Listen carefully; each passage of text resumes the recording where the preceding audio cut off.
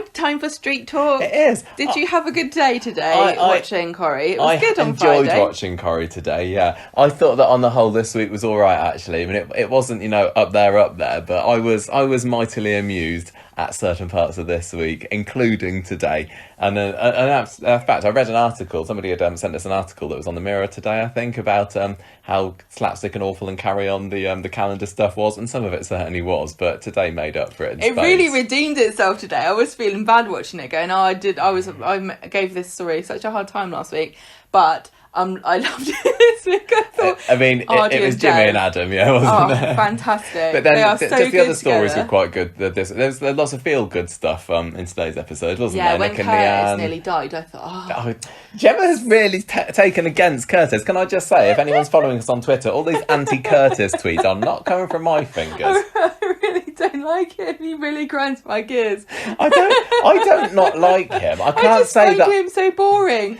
I really find... I still haven't worked it out yet. I quite liked him today, but he's really turned out to be quite popular online, hasn't he? Everybody seems to love Emma and Curtis together. I am seeing a lot of people saying it's because he's good looking. I don't know. But I think that they seem nice together. They seem a good fit. He's making us smile, and then he makes us sad. Then he makes us smile, and he makes us sad. We'll talk more about that in a bit. But I still don't think he's got quite enough going for him in the personality department. He's a bit of a walking issue story at the moment, isn't he? But we're going to talk about his story first, anyway. So this is the full Monty from last week / Curtis's story, which obviously I'm calling Heartbroken, which describes his condition and also how Emma's feeling throughout much of this week. After that, we have got the Fiz story, Fiz and Phill. Phill the love. Feel. Oh, that's probably what Alina would call it. Feel the love, wouldn't Jerry do? Can you read it in your best, Alina? But what's the storyline title called, Alina? Feel the love. Feel the love, yes.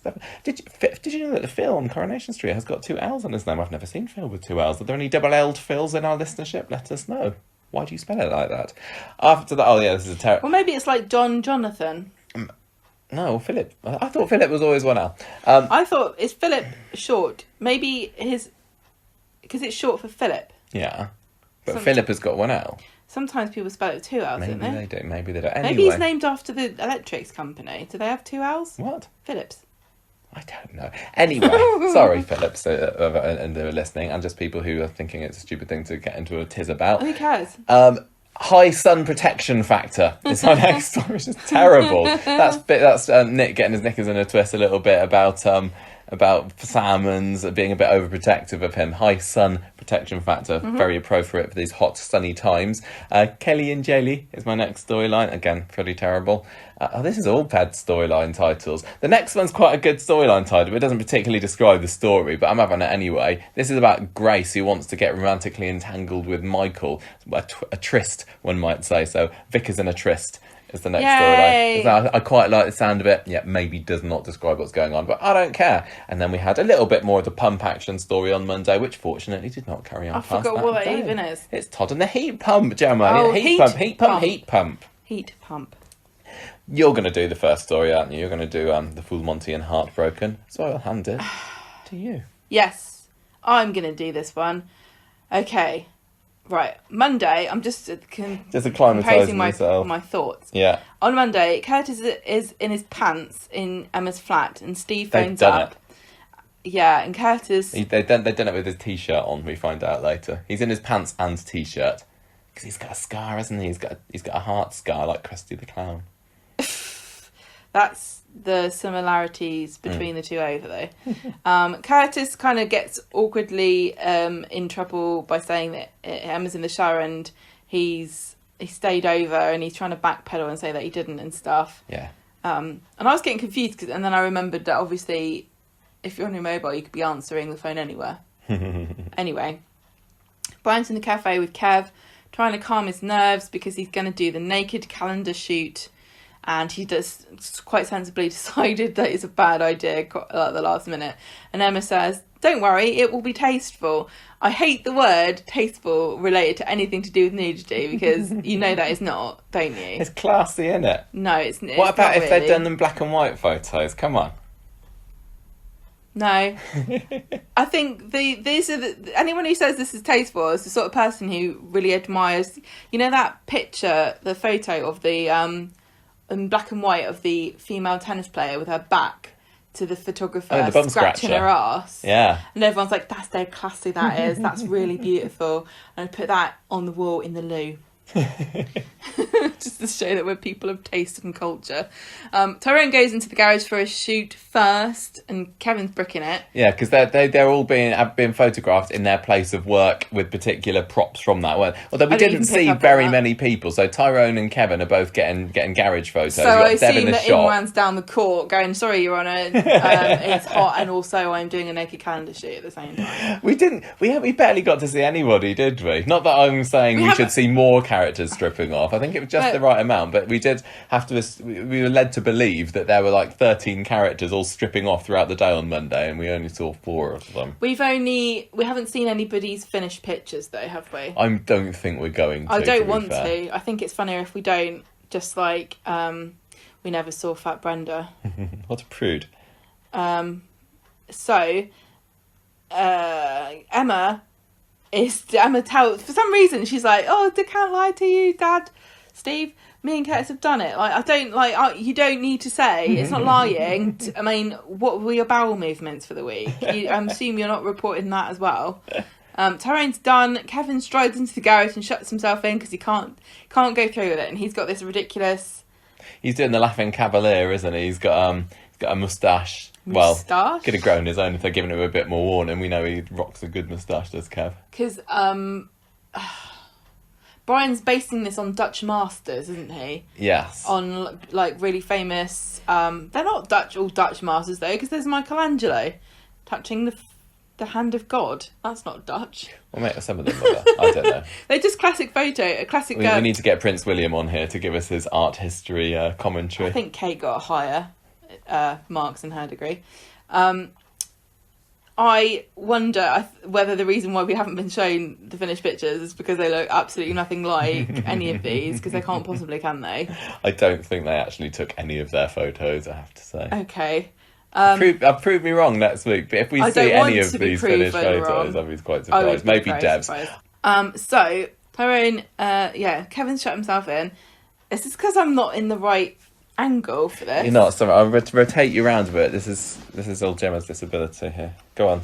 Emma goes in to see Kevin, doesn't she? Go and... Yeah, she tries to convince him because she's like absolutely desperate for this naked calendar shoot to go through, because that's the only way she and Curtis are going to get to see Steve's balls, which really seems to be their main reason for doing it. We did say that Curtis was a bit sus last week, didn't we? He is sus. I'll tell you why he's sus later as well. He just needs to psych himself up. Meanwhile, Curtis gets a mystery phone call. Then we see Kevin psyching himself up in front of the mirror. Then he drops his dressing gown because he thinks Brian's coming in. Oh, hello, Brian. Yes. Oh my gosh, it's my fiance. How embarrassing! The woman I was about to marry. I didn't get this as like a.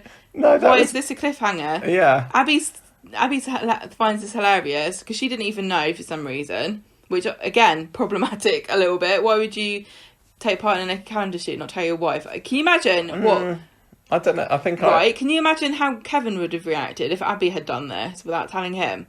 You'd have had a massive sulk about it. He'd have got proper mad. For days. I think maybe the idea was tell her later, then, because she might have talked him out of it. But she thinks it's brilliant, doesn't she? Well, she thinks it's funny. It was nice to see Abby back this week. Nice to see her laughing. Yes. Dev is trying to persuade... What? I was going to say, and Leanne at the end of this week's episodes as well. Nice to see a big grin on her face too. Randy. Cheered me right up. Looks like Abby has not been told about him. About him, yeah. Dev's trying to persuade Emma to let him do December because he says it's Devcember, and she's not really keen on giving him that. Jimmy this week was on fine form yet again, which to some people I know means he was just completely insufferable, but I loved him. Oh, he's fantastic. Devcember. Yeah, he does the little face like the photo frame thing, yeah. We were trying to think of some other ones, weren't we? Tried really hard. September would be my best one, but I don't think he'd look so good. Oh yeah, January, yeah. Hilda October. We couldn't come up with the whole year, so we just gave up. Curtis is like, I have to go somewhere, and Dev's like, takes my clothes off.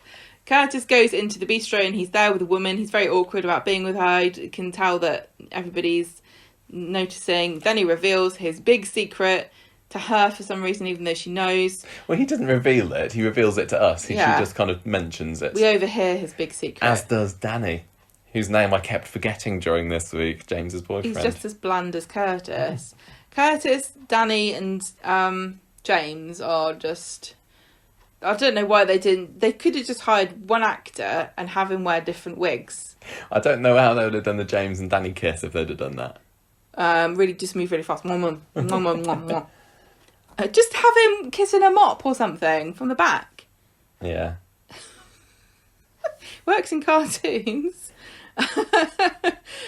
His big secret, I'm sorry I left you guys on tenterhooks there, it is that he could drop dead at any second, Yeah, which he's is the got a most heart exciting problem. thing about him.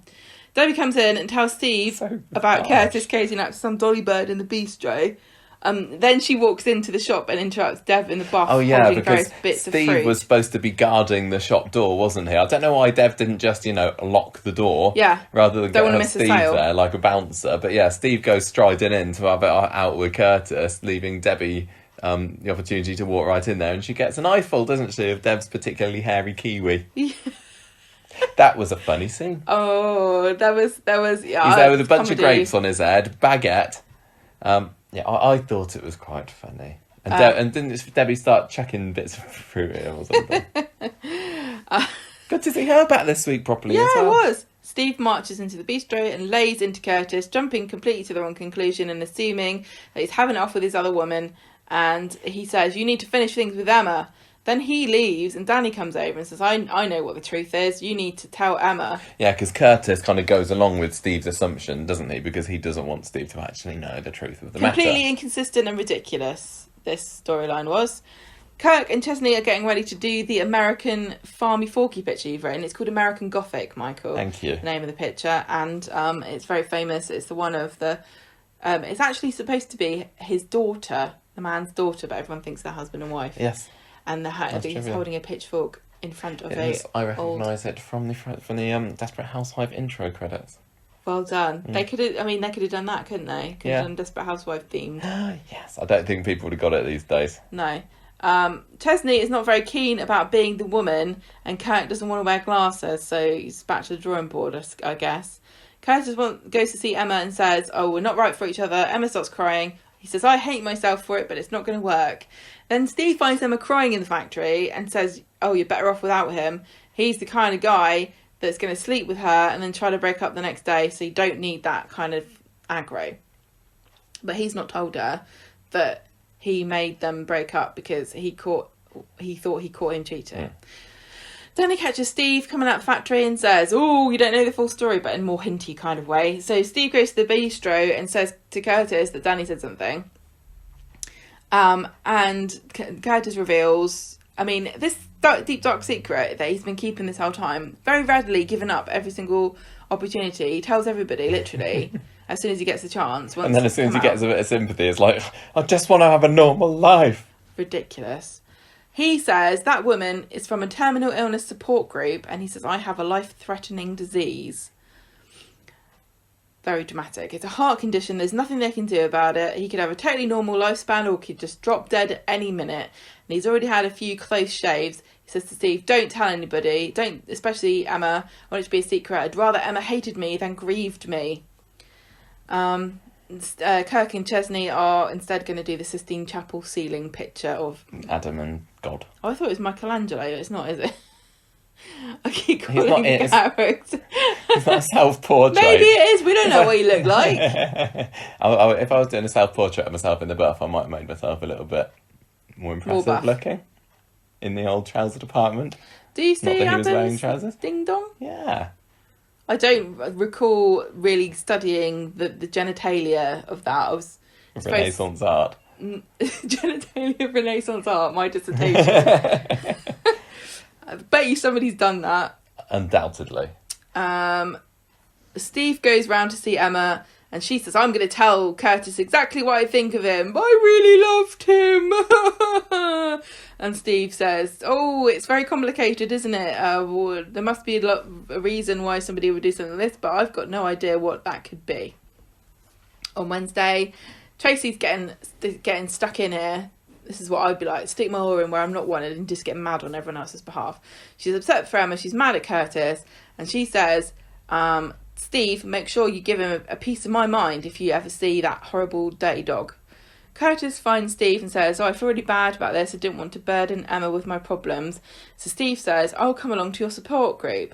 But then Tracy sees Steve and Curtis getting into a hospital together. Into a hospital? Into a little mini hospital. Wouldn't that be great? NHS needs to start extending the nose round instead of everybody going to the hospital. Hospitals. Yeah. Isn't that what an ambulance is?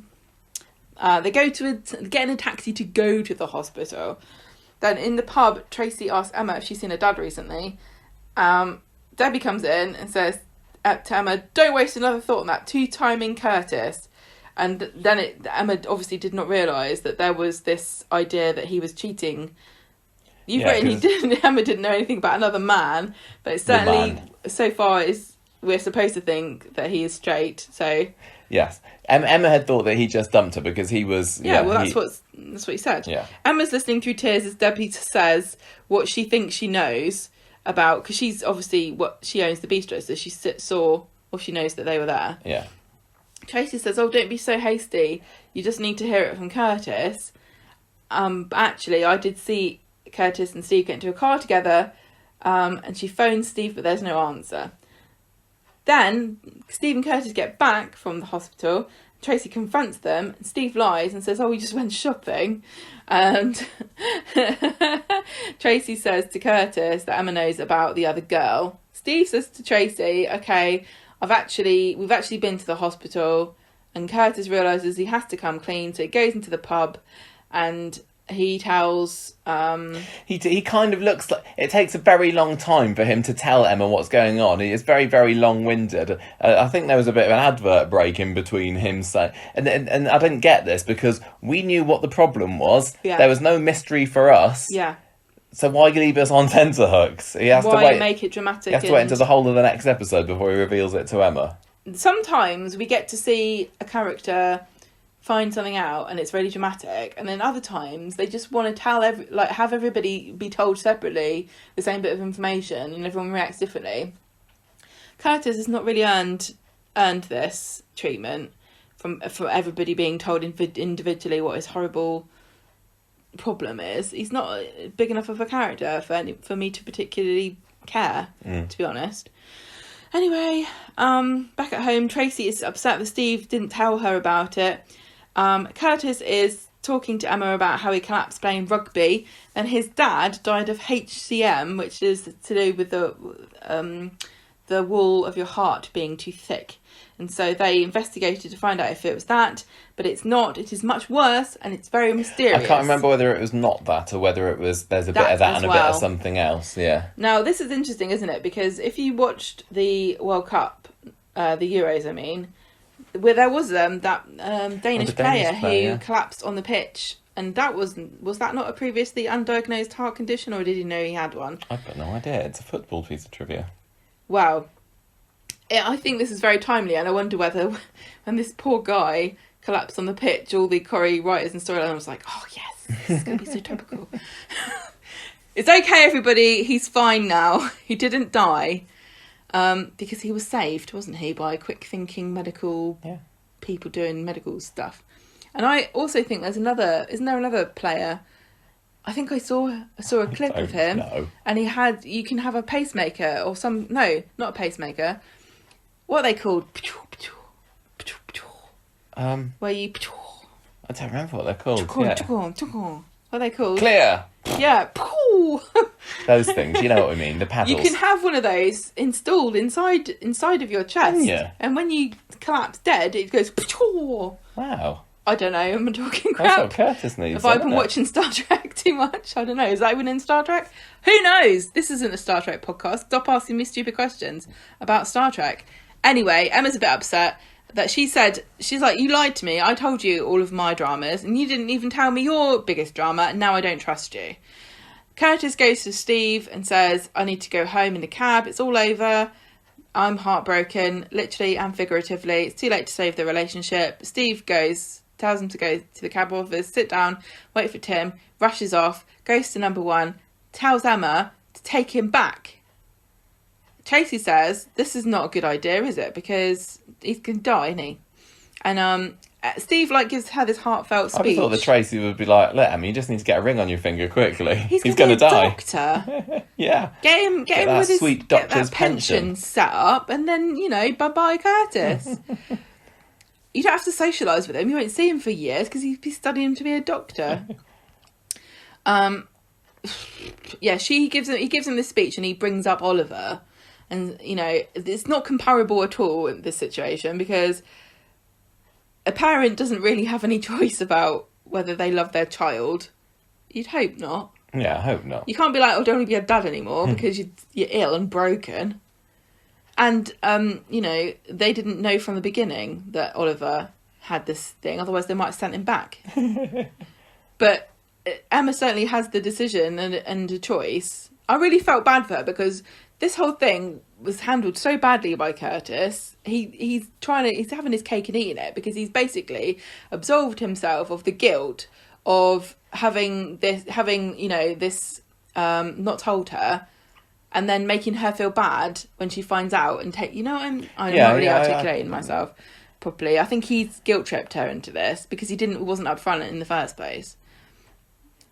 I mean, then again, the fatal heart disease support group, not a good place to pick up chicks. I don't know where you would really date. Anyway, Steve and Emma go to the cab office. Curtis and Tim have already left, and Steve says, contact him over the radio. And this was really odd because it felt like a very cliched kind of romantic scene where she gave this apology speech and saying about she's a teabag and she wants to stew over things before she works out what it is that she feels about stuff. And I was sitting there at home going, stew in the teabag, disgusting. And I bet it's a Yorkshire teabag as well. Oh my God, I bet it's orange when you're finished with it. You just need to politely introduce the tea and the teabag and the water. There's no need for them. Doesn't need long stewing. They don't need to get married. They just need to be introduced, and then it's like a Regency dance where you kind of have a little fling and then you move on. Like a thief in the night. Anyway, we thought that maybe Tim and Curtis were going to pop up behind her by the time she'd finished. She was giving this speech, and really, she should have done it, finished, and turned around, and he'd be standing there, and she would have gone, Curtis, did you hear what I just said? And he would have gone, Emma, I'm so sorry. I love you. And then she would have gone, Curtis, I love you too. I thought it was really sweet. It was really sweet. I adore. It was lovely to see. I love it how even at the end she's like, she puts it down and she puts it back up again and goes, over. She's so cute. She says she loves him already. I know. So she just then ends up in the Rovers cleaning up because she thinks she's missed him. Curtis comes to find her, heard her message, and he's bought her a tea infuser. Yeah. So what is he like? Symbolic. I think he's like, you don't know how to make tea. Let me help you. I came back to help you learn to make tea. Like E.T. taught Elliot how to love.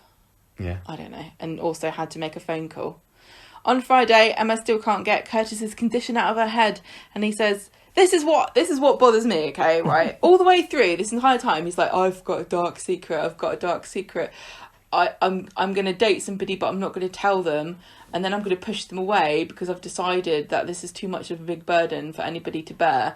And even though I actually think that I shouldn't be in a relationship because I'm going to die, I'm still going to get into a relationship, and then I'm going to jeopardise and ruin the relationship all the way through because I'm so upset about this heart condition. As soon as Emma finds out about it, he's like, what are you moaning about? Don't worry about it. It's fine. I just take one day as it comes. Who knows what the future holds? Curtis, why didn't you say this at the beginning? Why were you moping about with your blimmin' support group and your sad lady friend? Yeah, and telling her that you can't be with her. Well, if it's that not of a big a deal, why was the big secret? He's so inconsistent. The writers have written this really badly. I I just find this is complete. It didn't bother me as much reversal. when I was watching it, but with you pointing it out, I agree it could have been done. He's had a bit more complete consistently. personality transplant. To Curtis on Wednesday, he was like, "I must leave and sacrifice our love because I want you to be It's quite happy." an achievement to have a personality transplant Well, you don't where even you don't have have one to begin with, or when you finish. Yeah. Is that what's the name of this trope though? This is a pretty sort of standard romance trope where there's two people in a relationship and the other one's like, we must end it, and they end. This is what didn't Jenny and Johnny? Didn't this happen to them? Where they're like, I push you away because I'm bad for you, and only heartbreak will follow. Yeah. Like, what the hell? This is just, do real people really do this? It's such a stupid trope. Every single time I've ever seen this happen, it just winds me up. Nobody made you date her in the first place, mate. If you're that bothered about it, cut your balls off and go join a monastery. Yeah. I know how you do it as well, because I've watched Clarkson's Farm. You just put an elastic band around it and they fall off by themselves. Really? That's what they do to the lambs, yeah. He says, look, don't worry about it, it's fine. They're all lovey-dovey. Then the printer texts and they're like, well, we need it's print day, it's Friday. We need the pictures for the calendar. So he says, no, I'll do it. He goes off to the laptop in his flat and sorts it all out. Emma and Toya are separately sitting in the cafe, and Emma's looking up stuff on the laptop. Toya's counselling senses start tingling, don't they? Oh, are you in trouble? Sudden death syndrome she's looking up, which I don't think that is what Curtis has. And I said, what did I say to you the other day? Have they... So Curtis's condition is unknown at the moment, undiagnosed. And I said to you, I wonder whether they've done this because they want to do a diagnosis story, which would be kind of interesting, because it can be frustrating. It can take you years to get a diagnosis for various conditions if they're rare, or sometimes doctors don't even believe you, especially if you're a woman or if you're a person of colour. They often will think that you're exaggerating or ignore you when you say that you've got certain symptoms. Yeah. Obviously Curtis doesn't have that problem, lucky duck. Or so are they going to do that, or are they going to do a story where they just don't mention what it is that he's got because they don't want to get themselves in trouble with some kind of charity or association that represents the whatever it is that he's going to have. Do they not want to? They don't want to pluck something out of the air because it's not really about his condition so much as it is the romantic doomed story of their love. Yeah.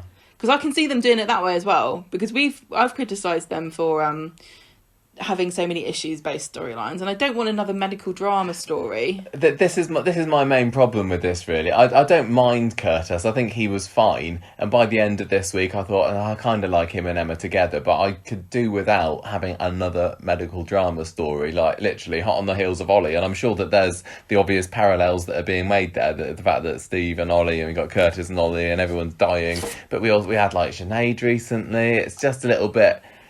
Well, I mean, Johnny's still going on with his. Oh, yeah, no, but And Ollie's barely cold. I really know that, medical issues, everybody knows somebody, or if not, it's them, affected by some kind of long-term health condition that involves invasive tests or worrying or medicine or procedures to help them. It's tough and sad, and it is a reality for lots of people, but... Is it really fun to watch on television? It just feels sometimes like the Curry storyline or whoever going, oh, what if? I know what would spice this story up a bit. If so-and-so had a heart condition. And maybe one that people haven't even heard of before, so we can teach them about it at the same time. Well, I mean, and also think about, we just had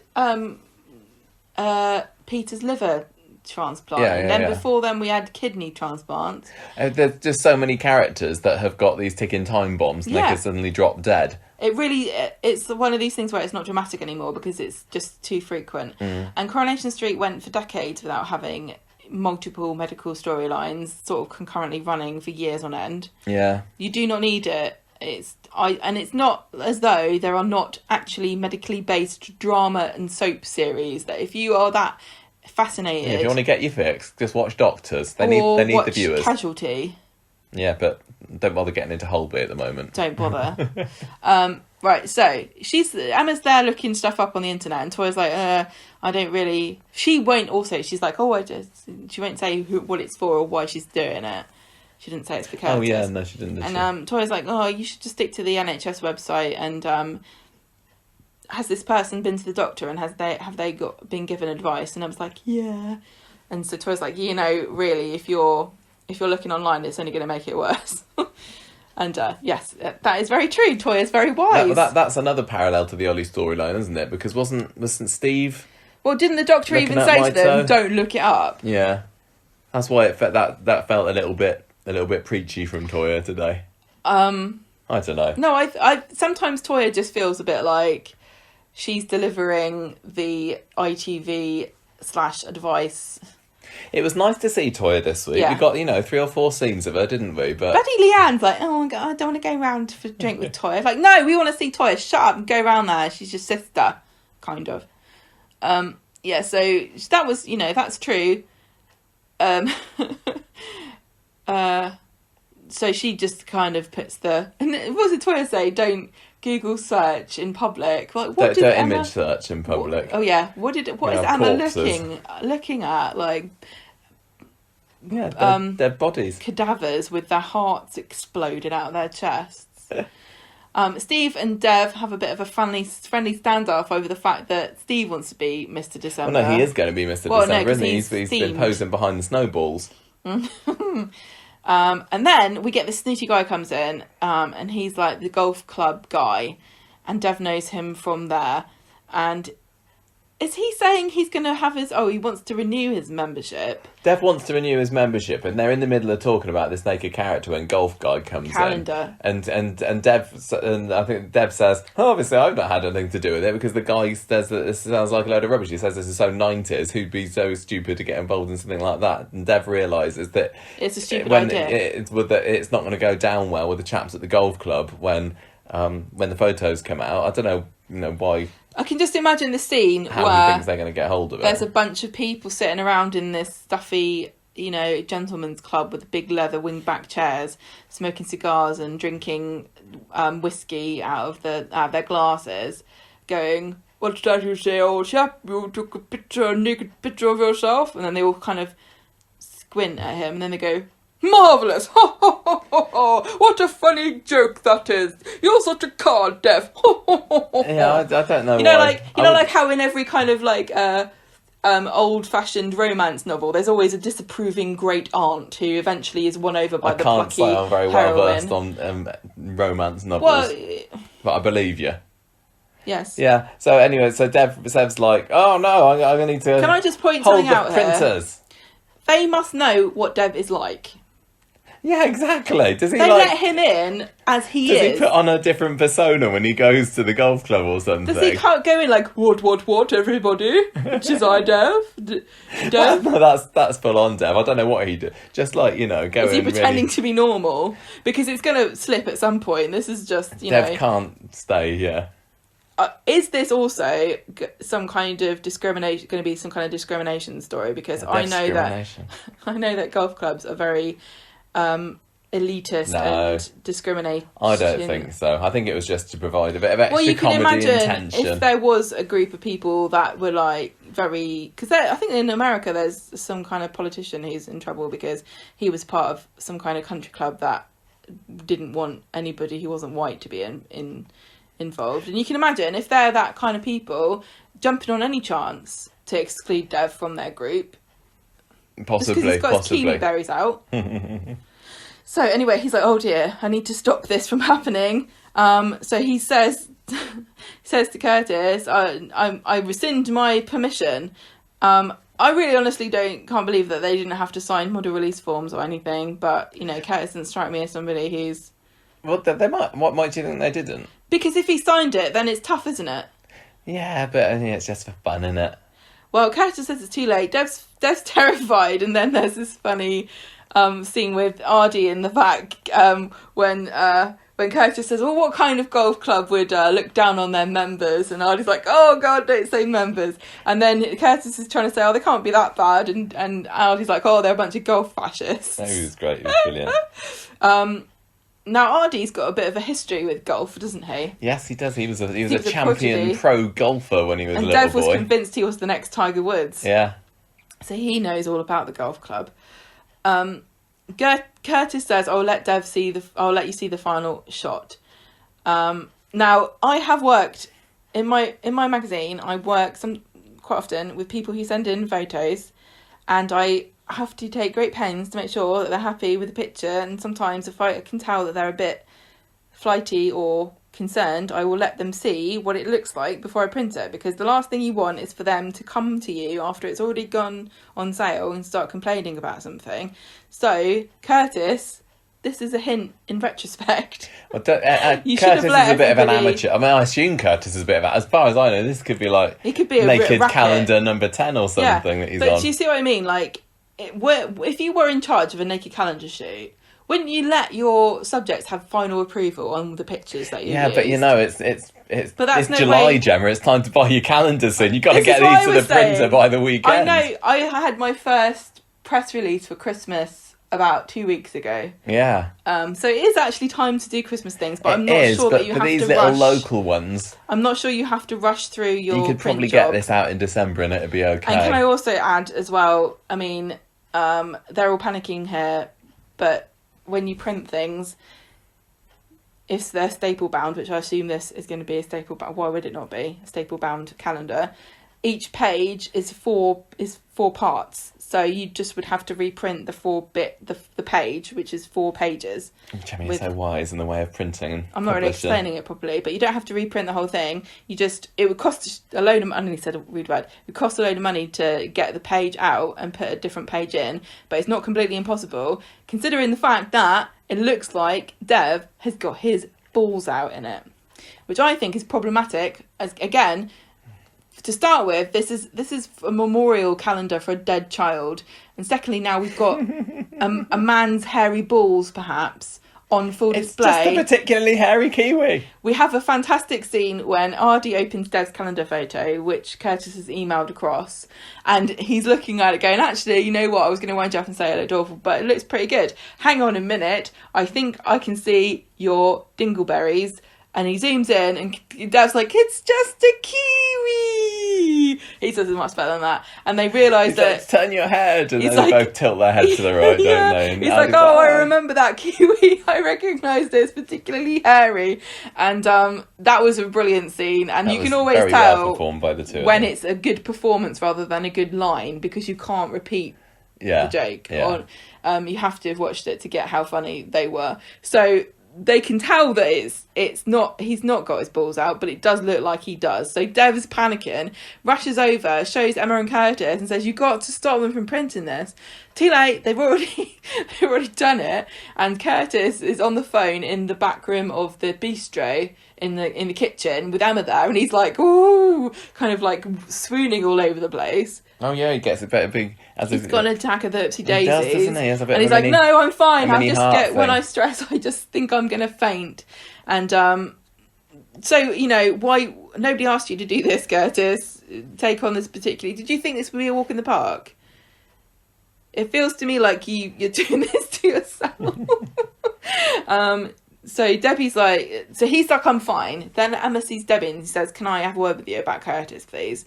And it turns out that Emma's told Debbie Curtis has got this problem, and he's like, I just want to live a normal life. You've got to respect that. Yeah, so things are left not so well between them again. Well, this was dumb because this is not what he was saying at the beginning of the week. And if he just wants to, oh man, he's so inconsistent and ridiculous. But no, he doesn't want people to know about it, does he? So if she's going telling everybody, I mean, it was only Debbie, then that's going against... Because I guess he doesn't like the sympathy. He doesn't want people to know. He doesn't want... I'm perfectly happy to give him no sympathy whatsoever, so I don't know what he's worried about that for.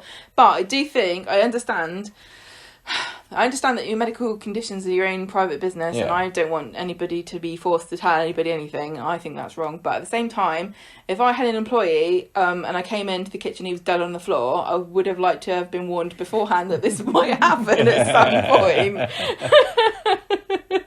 Anyway, this is why I really like Curtis's condition, because it doesn't seem real to me they haven't said what it is, so I feel like I can make Fine fun to of make him. fun of it, yeah. Like spontaneous combustion, isn't it? Yeah, spontaneous human nobody combustion. really has that, do they? That is real, Michael. Okay, I've seen pictures. I've not seen it on Curry yet, so... That would be awesome. Anyway, in the pub, Steve's having a jolly good laugh over Dev's kiwi. Tim comes in. Steve's like, oh, look at this. And Tim thinks it's hilarious and he wants to like, send it to Sally. And then he was really mad when it turns out that Steve's already done it. And that's it really redeemed itself, the story at the end. It was funny. It did. I thought that it was a bit silly. I mean, they picked the right characters. Well, they picked the right character of Dev to be the main one, didn't they? It's if they're going to good. have something that was ridiculously over the top, campy, panicky, Dev is the person to do it. Yeah. Well, I mean, well played, Mike Lavelle, for also stepping in there. But I wonder whether they got all the actors that are involved. It's like, right, we need two people to get naked on the shot. Who's it going to be? And he stepped in there. Or was he told? I'd have hated it. Yeah, I know. I think it's If I was an actor, I don't even. No, I know. I don't even like to wear shorts very often. I wouldn't even want to do kissing scenes, let alone take my kit off. I know, but we wouldn't have got the job on the. But sometimes if you're a female actress, you have to acknowledge that there are sometimes really important scenes, especially in films, where you have to be in the shower for to demonstrate that you're thinking about something. Yeah, so it was fine with Kevin, although the Abby's thing discovering him was a bit weird. I worth it for her reaction afterwards, I suppose. So some of the characters had really great reactions to this, like David, when he finds out, he's like, why on earth would everyone do this? It's just funny seeing some people thinking it was utterly ridiculous and some people all gung-ho for it. Who was the person that was... it was Debbie as well, when she finds out that Kirk and Chesney have got a page together, she's like, you want people to buy this thing? So mean. To be fair, they need to sell $4,000 worth of these photos. I know.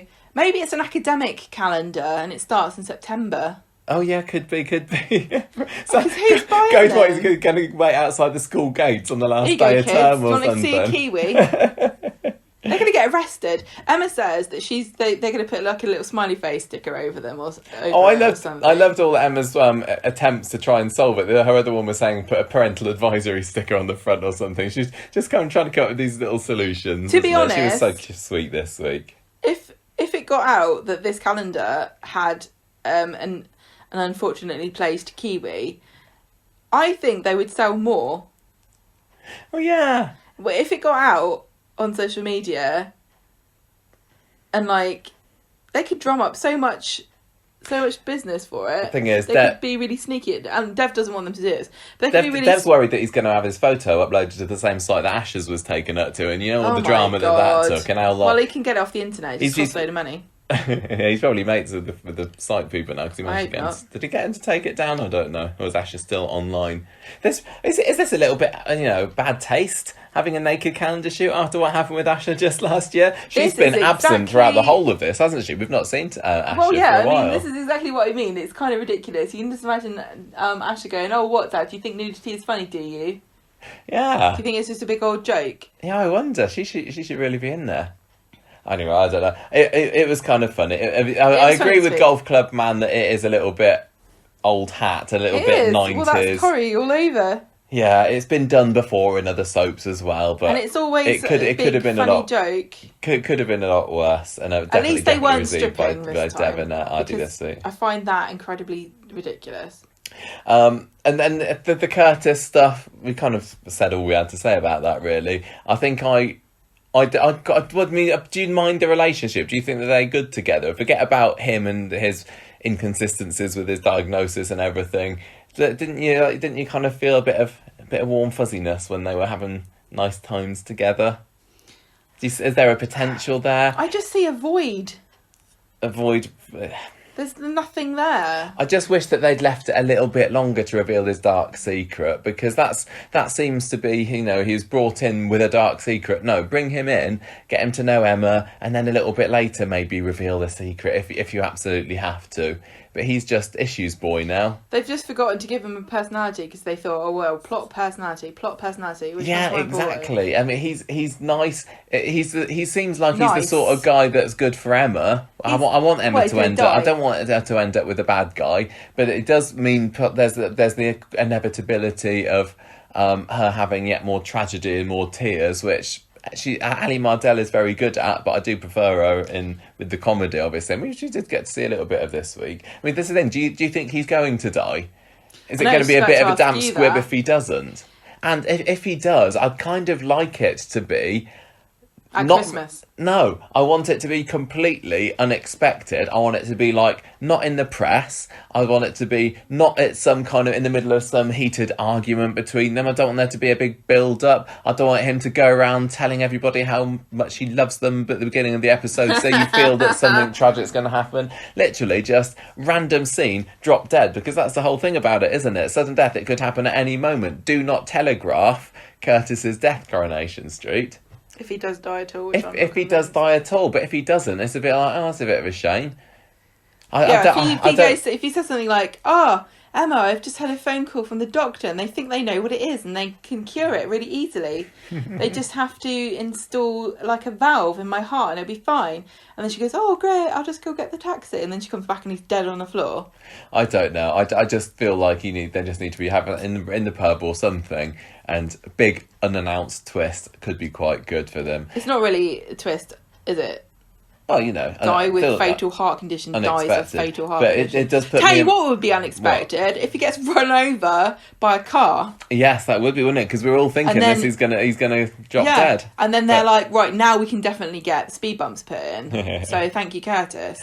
This put us in mind of Michael Rodwell this week, didn't it? Because he obviously had his Dickie Ticker a couple of years ago, and at the time we were like, oh no, it's going to be when we did the character profile. Because we re-uploaded that to YouTube this week. The thing about his story, about him having this heart condition, was that it was actually quite clever and it was woven into the story and it was significant other than, it's really sad and tragic, isn't it? Because he had this heart condition and he had a son who inherited that heart condition, but he didn't realise that Gavin was not the son that he thought it was, because Andy was his fake son. Yeah, that's right. He was worried about passing this on to his child, and then Gavin actually did die of it.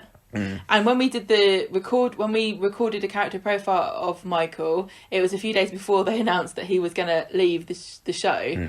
And I said, this heart condition is probably going to be one of these annoying things that they just forget about completely, or he just dies. I was always worried. So the only other person who's been in the show that I can remember who's had a heart condition has been Michael Rodwell, who died of a heart attack. And Pat Phelan watched him die. Yeah. But with Michael, does this mean we're going to get a new serial killer? Really invested in that character and his relationship with Gail before they brought that into the show. Yeah, that's the difference. He found out, and I feel like afterwards. They've barely been together. They've hardly had any scenes together, Emma and Curtis. And now it's like, don't worry about that. Look, here's a medical drama.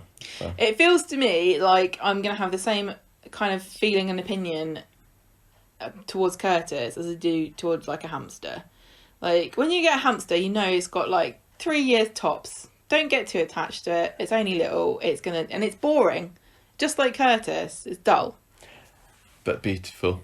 But it's all right to have around and you watch it, running about like he does, thinking it's doing a good job and sticking stuff in its gob. I just think, when we see Curtis and Emma now, it's all going to be tinged with, but it's so tragic and poignant and bittersweet and everything, rather than, they're a nice couple actually. But anyway, I might be proved wrong. I don't mind him as much as you do. It was okay. There's nothing really to mind about him, isn't there? There's nothing there. He's just literally blank. Well, knowing what Coronation Street are like, we're probably not going to see any of Emma and Curtis now for the next 6 months, or maybe give it a couple of years and they'll either split up or we'll drop dead, because they're not very good at couples on Coronation Street. Well, sometimes Coronation Street announces when actors have renewed their contracts and sometimes they don't. So I would hope that it would be prudent, were they to consider Curtis to be a long-term character, to keep his contract renewal information a bit discreet. Yes, yeah, absolutely. I don't know whether he's a long-term or not. But the thing is, because they haven't said what this heart condition is, it's perfectly possible that they could at some point decide, this is really working out, Curtis is a really great character. Yeah, maybe. Lots of people like him. I understand, I get that he seems to be more popular with everyone else than he is with me. If they think he's working out, they could just be like, guess what? Dr. Schmitz came and cured him. Dr. Schmitz, I need to He's come like, over. sorry, I need to was to redeem myself. I feel really bad about the other one that died. I just, he said he was fine, and I was like, okay, I'll come cure him. And then the next minute I was dead. So anyway, new heart for you. Right. Next story. Speaking of blossoming romances, Feel the Love. Phil. Now, interestingly, I do really quite like Phil at the moment. I'm really pretty invested in him, yet I don't see Phil. I don't see Phil as a long-term character at all. He is very much a storyline. He really reminds me he's a plot point, isn't he? He's someone to get Ty's hackles up. But I've really been enjoying watching him with Fiz this week. I wasn't too sure last week, but he seems lovely today. He reminds me of Jan in that the relationship between him and his girl Eileen. Yeah, Eileen and Fiz. Yeah. Is too good for the show, and it would be. There's like, sorry, this is a soap. You can't be together and be happy. So we just have to get rid of you.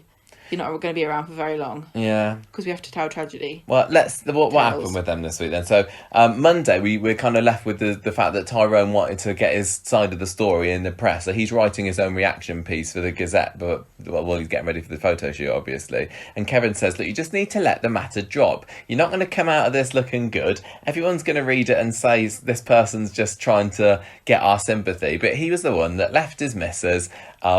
Kev says, just leave it, Tyrone. There's certain things that you just cannot really defend because they're based on feelings. Yeah, absolutely.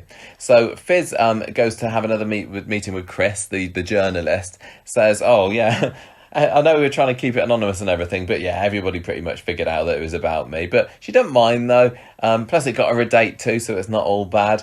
Chris wants to write a follow-up article, but Fiz has got no interest in kicking Tyrone while he's down, not even for a fee. Taking the high road there. Although, I mean, once the damage is done, this is another one where the Fiz haters are like, oh yeah, you say that now, but... I've got my revenge now, there's no need to get paid for it as well. She probably should have known that people were going to guess, to be fair, shouldn't she? Well, I mean, the details probably... Yeah, it was a bit obvious. But she's been spurned.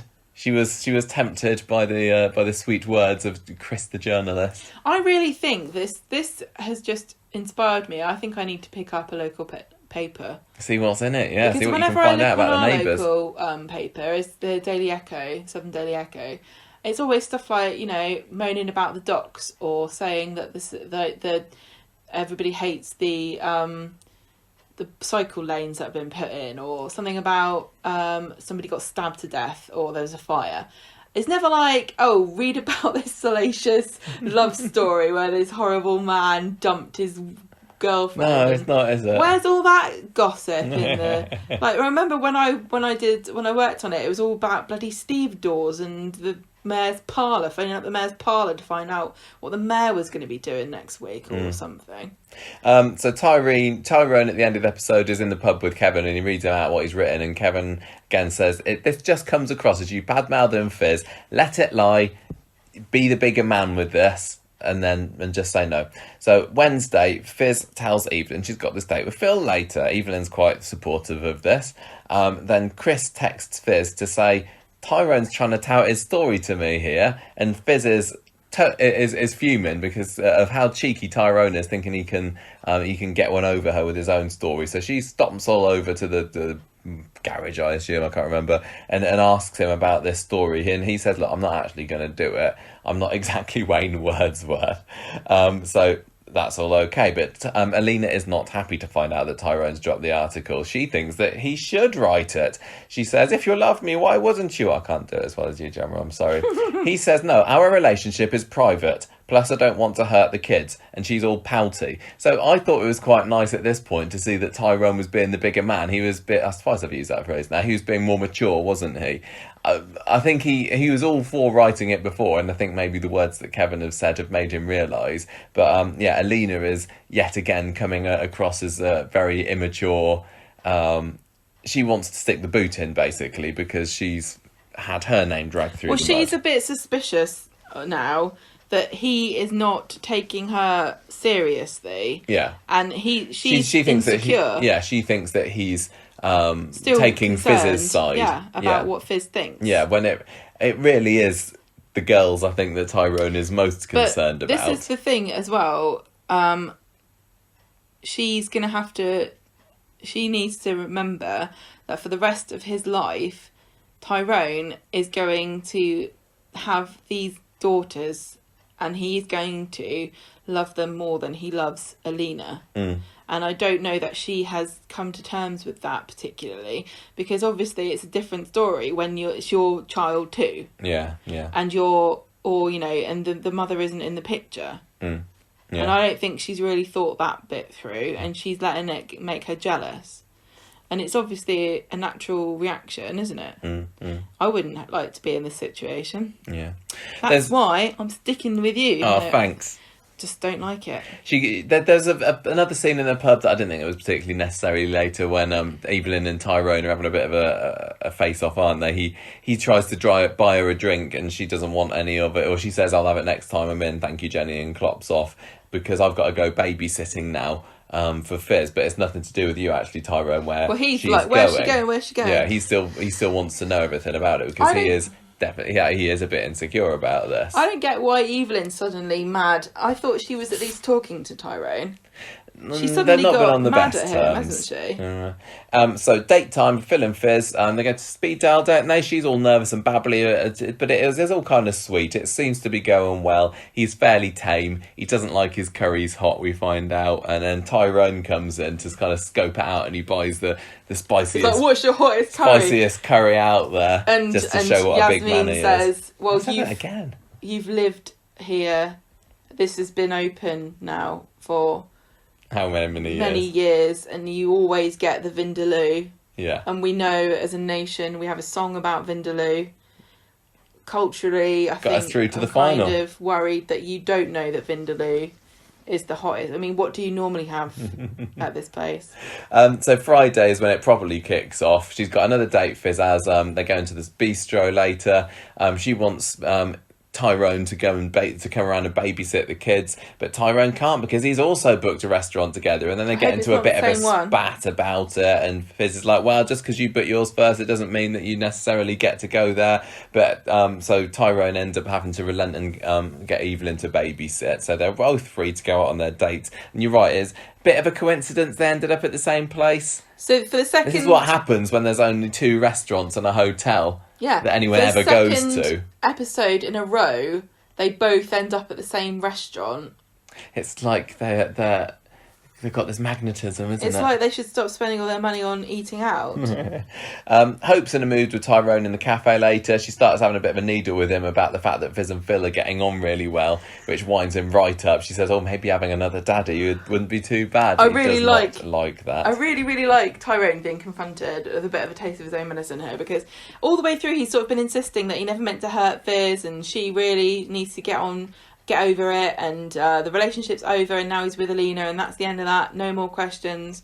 It doesn't really matter what Fiz thinks about it. They weren't trying to hurt her, etc, etc. Now Fiz has got a boyfriend. Suddenly he can't stop obsessing over it and getting mad about it. What did you like? Okay, well, same to you. Mind your own business. Yeah, he's very jealous that Phil's going to jump in there and be the new daddy. And Alina says, "Look, it's natural that you're going to think that, because it seemed like today she was being the more mature one and he was being the child. There's a bit of a role reversal for those two compared to the Wednesday episode." So anyway, the bistro time, Alina and Tyrone turn up, Fiz and Phill are already there. It sounds like, whenever I say Fiz and Phill, it sounds like, Fiz and Fern, Phill and Fern, doesn't it? It sounds like they should be presenting daytime TV or something. Fiz is having a whale of a time, and Tyrone is getting wound up throughout the meal because he calls her a horse laugher or something, doesn't he? She's just sitting there going... But she's not doing it on purpose to wind Tyrone up, is she? But he's convinced that she's doing it to just make him jealous. He gets drunk because he orders champagne, and he's the only one that can drink it because Alina's pregnant. Yeah, of course. So he has a rotten time, and Alina there is just totally fed up that he's. Oh no! What's that? That means I've got to take my pill. Off. You get for your foot pill. Yeah. Alina's there. You're paying more attention to Fiz than you are me. This isn't fair. She ends up going home early, leaving Tyrone to pay the bill. Sadly for him, his card gets declined. Fiz is off in the loo later, and Phill comes over to Tyrone and says, look mate, don't worry. I've already paid. it's fine, maybe we can settle it up later, I think. And Tyrone is incensed. He's totally bladdered at this point. He's getting sort of leerier and leerier by the minute. And he's like, it's not down to you to pay for me. Oh, it's just you think you're so great, don't you, Mr. Perfect? He goes to punch Phil and completely misses because he's so plastered. Phil ends up falling onto he kind of ducks out the way and ends up breaking a glass, doesn't he? I wonder whether he'd cut his hand or something. But they really zoomed in on that, it. like he was gonna secretly turn out to be the alien from Alien, and like his blood was acid, and it's like eating through the table, and then I thought it was going to be a secret haemophiliac, but your idea turns is maybe to Fiz better. And goes, Fiz, I've got a dark secret. I wasn't going to tell you. I'm a xenomorph. This is the great thing about Phil so far. He's no drama. No drama. He's just a nice, decent bloke for Fiz. That's why he should run a mile. Yeah, before the living on the street corrupts him. It kind of spills out onto the street, this argument. Phil's still saying, look, don't worry about it, it's fine. Fiz finds out about what's happened because he's tried to pay and his car's been getting declined and everything. Phil's apologising to Tyrone, saying, look, sorry if I came across a bit condescending, I didn't mean to. And this is when Craig... Sorry if I came across a bit condescending. That's the same as patronising, in case you wonder. It's where somebody sort of makes you feel inadequate, Tyrone. Do you want me to define it any further? Then Craig comes over for his little cameo for the week. I thought that at this point Tyrone would start saying, oh, you gingers, you all stick together. But he thinks that Phil's dobbed him in, and he's like, oh, yeah, arrest me, whatever. But Craig's like, oh, I'm just walking past, I'm not on duty or anything. While all this is going on, Alina is at the end of the street spying on it from a distance. In the end, Tyrone gives up, heads over to the shop because he's like, I'm going to buy me and Alina a chocolate bar. So, I know, he's going to buy her Boost. She likes Boost, apparently. Yeah, and Tef doesn't stock them. Why would you not stock Boosts? Explain awesome. to people who aren't lucky enough to live in this country. I don't really know what a Boost is. It's like a chocolatey biscuity thing with a caramel around the outside. Yeah, it's Cadbury. It's like this nice soft nougaty chocolatey biscuity thing in the middle, caramel around the outside, that, and then your chocolate around the outside of that. Very, very nice. I used to like them, but recently they taste like coffee to me. No, I thought that was Double Decker you said tastes like coffee. Oh, maybe I'm getting confused. All right, hang on. Anyway, Boosts are lovely. But he says, I'm going to go to the garage to get one. He went to the garage to get one. I assume he didn't mean his own garage, but the actual petrol garage. So he staggers home, 3 sheets to the wind at the end of the episode. Alina is not at all impressed with the state that he's come home in. The fact that she's seen Fiz and Phill arguing and Tyrone sleeping on the sofa tonight because he's still holding the handle for Fiz. If this is bugging him as much as it clearly is, maybe you don't love me, Tyrone, as much as you say you do. Whereas over at Fiz's house, everything's going swimmingly for them. She's like, oh, I had a really nice time, but I understand if you think this is too much drama. And he's like, no, this is fine. If I got through tonight, then the rest is going to be plain sailing. So all going well for those two, and Tyrone is in the doghouse. I thought it was a lot of fun, that story. Did you enjoy it? Yeah, I thought it was pretty good. More of a fan of Phill than Curtis? Oh, God, a million times. I mean, I don't know what it is, because Phill also doesn't have a mega personality, does he? He's just token he's got, like, a nice laugh. guy. Like, he is nice, but he's a bit, he's a bit spunky with it. Like, Curtis is just so... he just comes across basic and boring, and I can't imagine him making a joke. Like, at least Curtis was like going, hey, look at this idiot ordering a vindaloo. Hate people like that. They think they're so cool because they're just ordering hot food. Can you imagine Curtis having an opinion even on curry? No, I can't. Yeah, I think you're right. I think there's something like that, something about them, but no, I still scope for changing my mind on Curtis.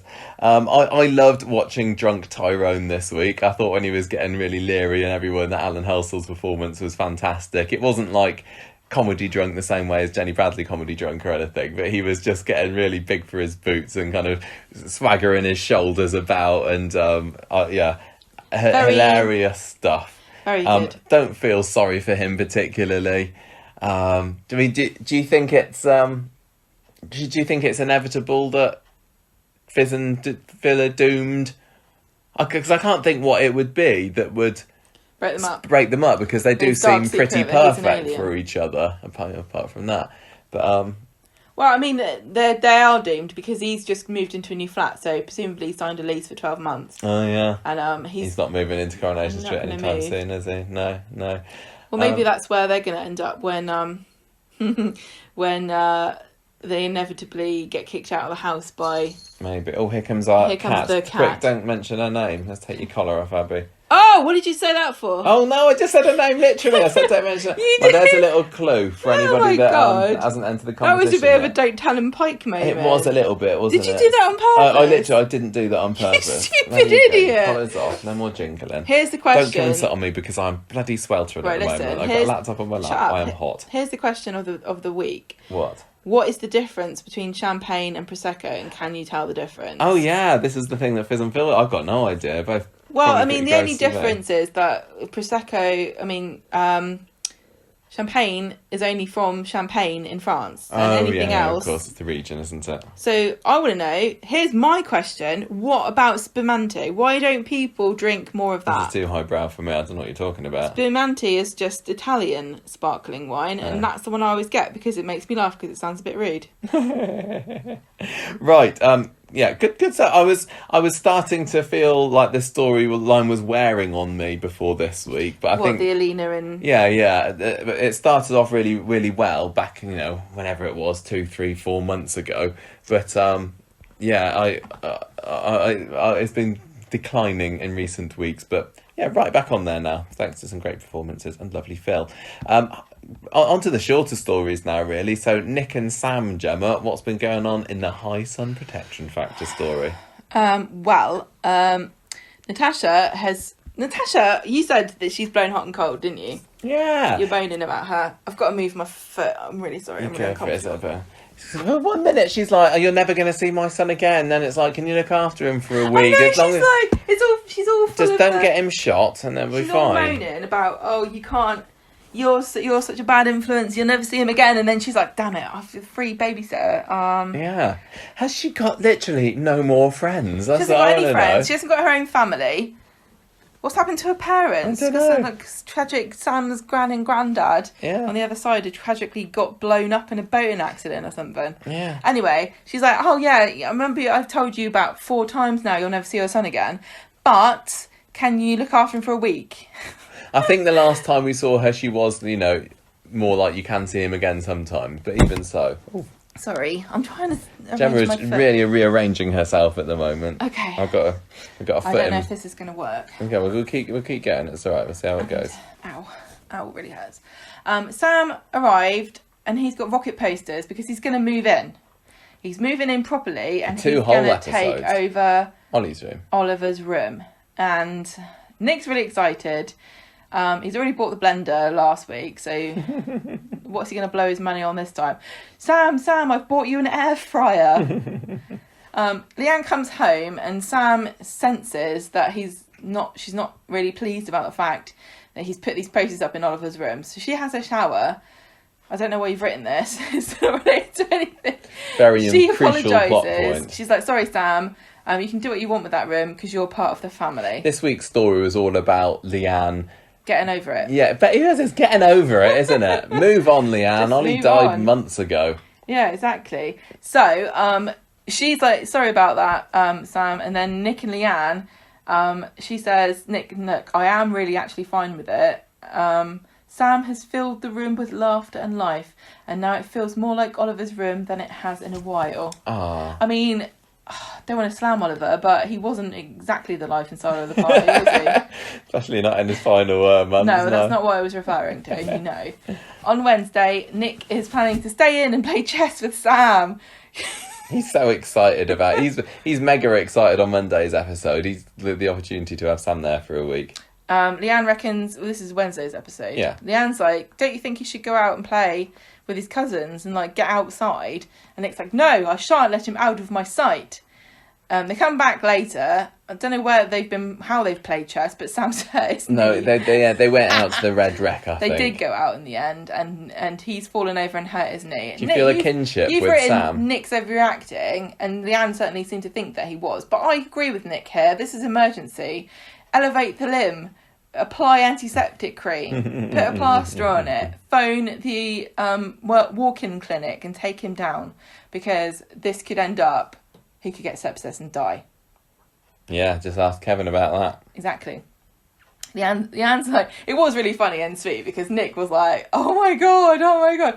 He's just like... Is he more worried about Sam, or is he worried what Natasha will say when she comes back and finds her bloodied son? Like he's broken a vase and he's quick, Leanne, we must get the glue. Yeah. This is really sweet, because this is obviously... It is weird though, because Nick's been responsible for children before, but it's like... He suddenly... He knows he's in the last chance saloon with this one. This is his chance to prove to Natasha that he is a capable father, and he can look after Sam for a couple of days without him being shot down by a mad gunman. To be fair, also, if I was Natasha and I came in and I asked Nick to look after my kid, and it's Sam, and I come round and he's got a skinned knee, I'd be like... What have you done? This kid likes looking through telescopes and playing chess. How has he has he hurt his knee? What have you done with him? It's that newfound love of football since getting locked in the back of Sharon's van, he isn't it? He must have loved the Euros. Oh, yeah. So they're talking, and Nick's like, "Kid's my kid."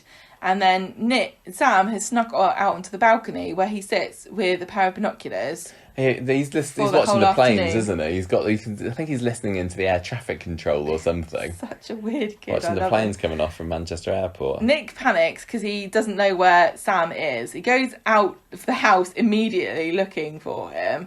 And then Leanne finds him panicking, and she's like, look, he's not going to go far. And then we keep cutting between Nick frantically searching and Sam on the balcony, like he's at the blimmin' Ascot with his binoculars, just sitting there enjoying the view. Later, David's joined in looking, and Leanne phones up and she says, oh, I found him. And Nick, you said this when we watched it, you're like, you didn't even ask where he found him. No, she didn't. Oh, good. Didn't. And we cut to a scene of Sam sitting on the balcony and Leanne standing underneath looking up at him going, hi, Sam. And she's like, yeah, he's here. I didn't really feel the drama on this because we knew where he was.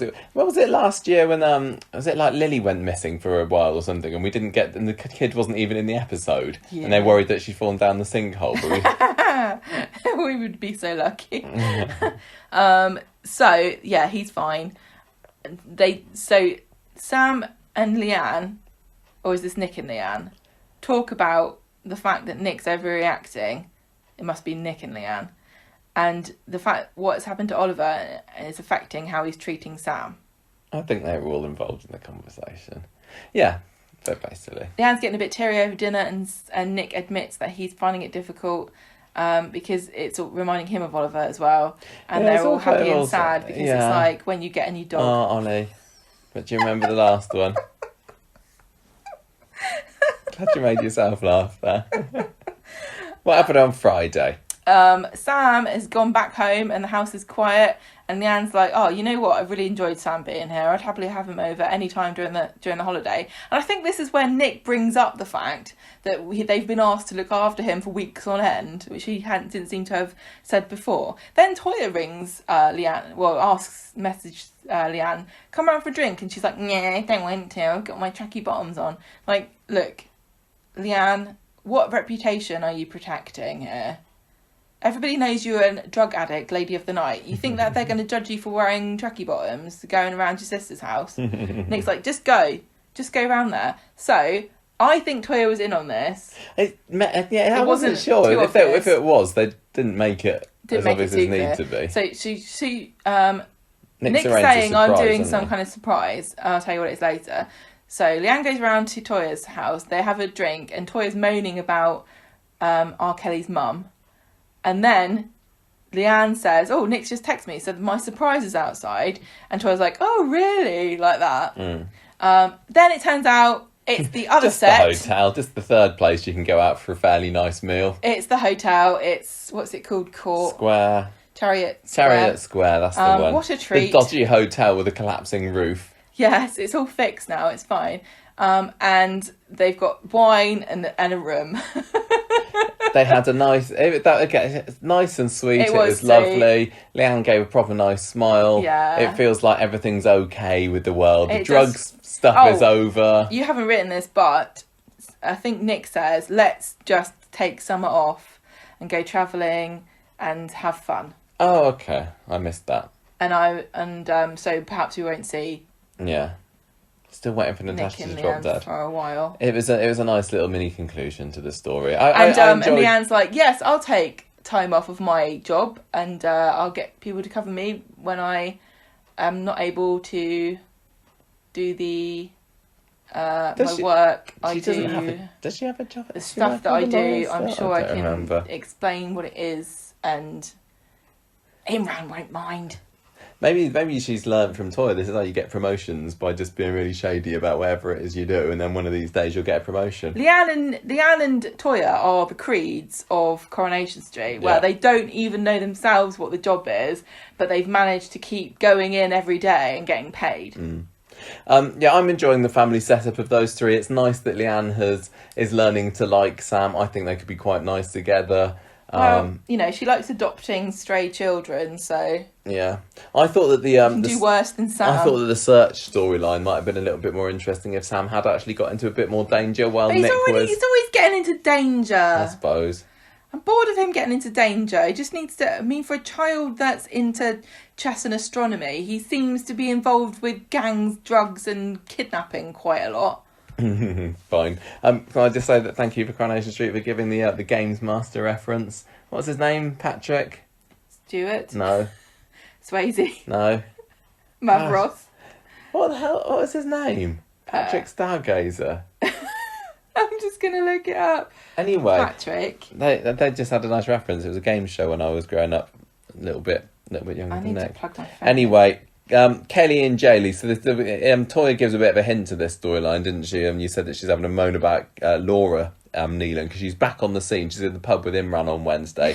She wants to find out. Have you found out yet? I'm just laughing. She wants to find out about Kelly's case because remember, Kelly got banged up about 2-3 months ago. More exactly. I googled Patrick Astronomer. Yeah, she wants to know about Kelly's case, but there's no news, Imran says. They're just waiting to see if Kelly can get off on remand.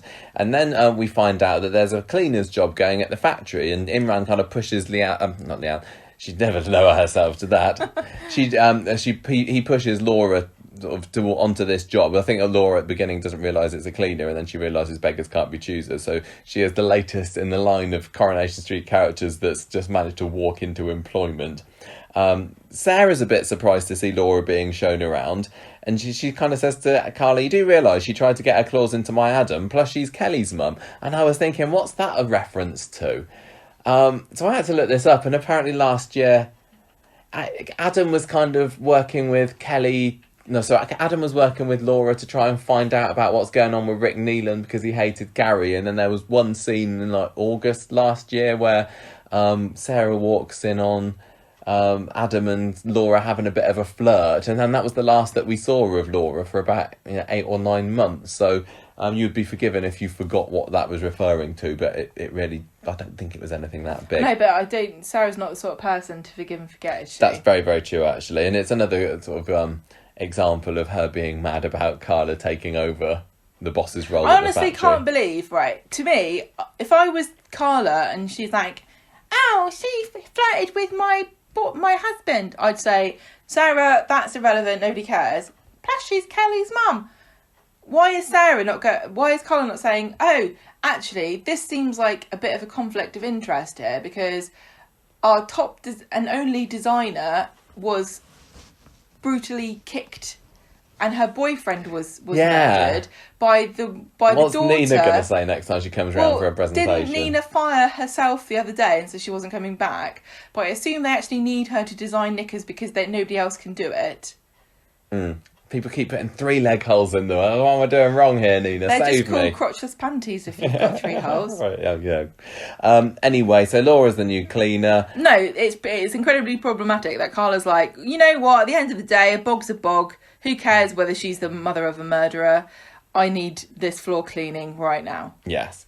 Toya gets a bit suspicious when she hears later that Laura's visiting Kelly, because Laura's heard from Sean, I think, was it, about Fiz and her article in the Gazette, and Sean kind of says, I bet Fiz earned a pretty penny money for this, and Laura's like, money, eh? So she goes. I like that. So she goes over to the prison to pay Kelly her first visit in I don't know how long, Kelly, she's not having a good time, is she? She's not enjoying prison. Laura's all excitedly telling her about her job and everything, and Laura's just she's dead to the world. She's a bit nonplussed by it all. Well, she's definitely struggling. Yeah, and Laura's going, oh, can you remember anything? Can you remember? And Kelly's like, I get flashbacks.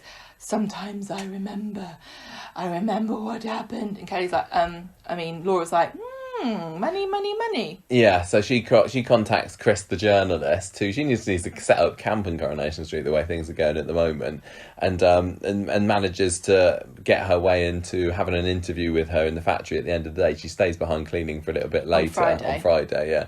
And we don't see particularly what she talks about, but she starts telling this Chris everything she knows about the murder and everything, and Chris is like, oh, I think the Nationals might be interested in this, but of course you do realise that people might just be thinking you're after a bit of money, don't you? And Laura's like, no, of course not. You will pay me, wouldn't you? No. How much? I thought it was quite funny. Yeah, it was. But then Chris has to be kind of shooed away at the end of it because Sarah comes back to the factory, so it's all kind of left hanging there. But the big question to me is, we have incredibly strict rules in this country about what you're allowed to report about a crime, which is still being tried in the court. I don't think any of that applies to the Weatherfield I don't Gazette. think that you would be able to have any kind of... Well, you probably could have some kind of interview with her, but it would be incredibly complicated. It's not quite as easy as they're making out. Well, Chris does ask Laura, is Kelly okay with this? Does she know that you're speaking to me? It's nothing to do with whether Kelly's okay with it, to be frank. It's that legally there are... And I don't know much about it at all. I just remember when I've said this a million times on this podcast, but I was in the press box for a murder trial in Winchester, where I remember the journalist that was reporting on it, who I was with, had to keep phoning up the editor and asking all these questions about what can I say about this and what can I say about that. And when I read the report about what had happened in court, having watched it with my own eyes, it really did not resemble anything that happened.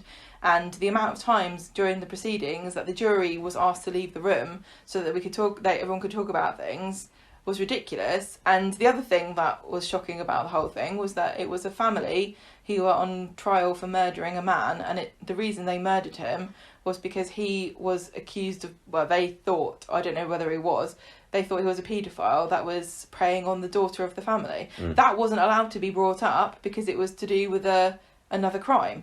All sounds like it could be turned into a bit complicated story. This sounds like the sort of thing that the Coronation Street writers just going, no, that's boring real life nonsense. We're not going to have any of that.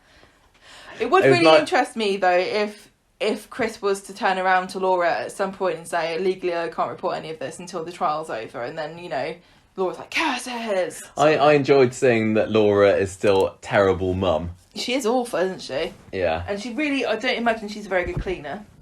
Probably not, no. I mean, I doubt she doesn't come across the sort that does a lot of cleaning. Well, Sarah was inspecting the kitchen area when she came in, when Chris and Laura were finishing up, and she didn't look very impressed. Oh, okay.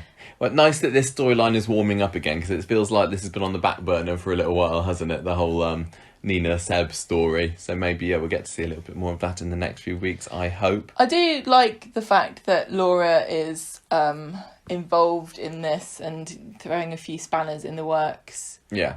I still don't love Laura as a character. Oh, I don't like her at all. I found her more interesting this week. She's interesting, but just being a bit more. She's not a nice person. She reminds me a little bit of Vicky. Yeah, I see what you mean. She's like a ne'er-do-well mum who's got an awful child. Yeah. Vicky's in a tryst next, Gemma. Speaking of Vicky's, here's a vicar on Wednesday. And not Billy.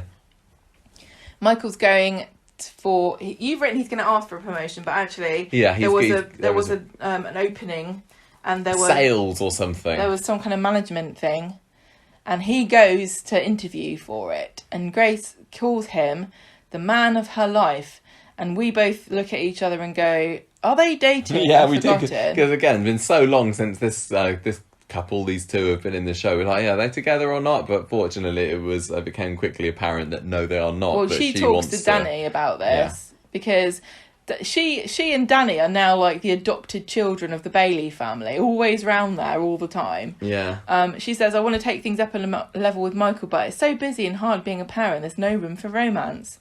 You're not even going out with him, love. So what do you expect?"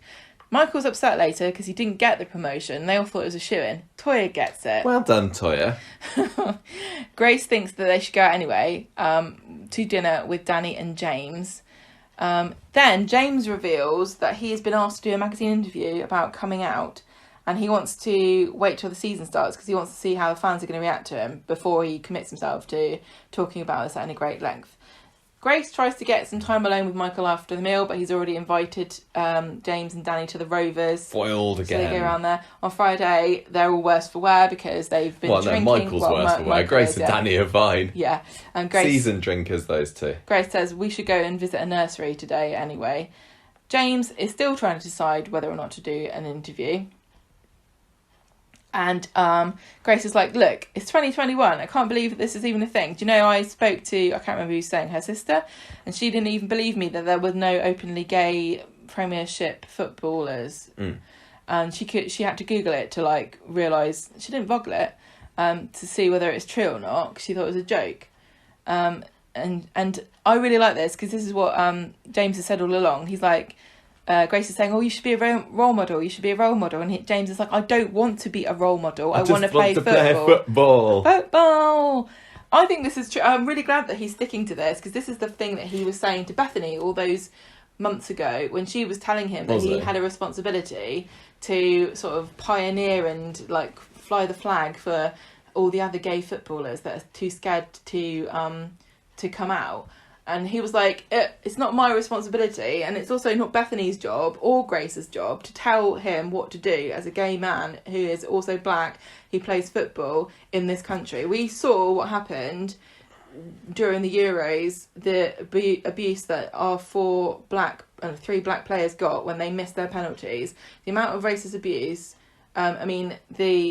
Everybody came together and sort of outnumbered them enormously, the racists, but they still exist. Imagine if they had the ammunition to throw against him that he was gay as well. Nobody has had to deal with this before in football because they don't come out. And the thing about it is that you can't hide being black, but you can hide being gay.